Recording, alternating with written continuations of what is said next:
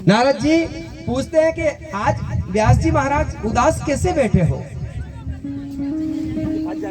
हे प्रभु, आप तो जानते हैं मेरी उदासी का क्या कारण है। नारद जी ने कहा कि मैं आपको बताऊं, व्यास जी महाराज आपने जो पुराणे की रचना करी है, इसमें आपने नियम बताए हैं, ज्ञान बताया है, पर भगवान की भक्ति का आपने कहीं उल्लेख नहीं किया है। धार्मिक ग्रंथ जितने भी लिखे आपने, उसमें भगवान की भक्ति का आपने कहीं वर्णन नहीं किया है, इसलिए आपका मन उदास है। ऐसी रचना करो जिसमें भगवान की भक्ति हो।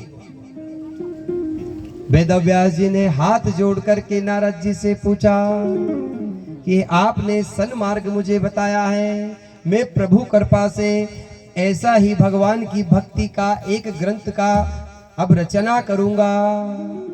ऐसा करके भगवान वेदव्यास जी महाराज ने गणेश जी महाराज की सहायता से वो भागवत महापुराण की रचना करी। बोले भागवत महापुराण की जय। तो नारद जी वेदव्यास जी को कहते हैं कि बिना संत महात्मा के, बिना कृपा के कुछ नहीं होता है। इसलिए भगवान की भक्ति, भगवान का जो लीला है, लीलामृत, उनका उसमें विवेचन होना चाहिए। और नारद जी अपने पूर्व जन्म की कथा कहते हैं। कहे व्यास जी, मैं पूर्व जन्म में दासी पुत्र था। नारद जी कह रहे हैं कि मैं पूर्व जन्म में दासी पुत्र था।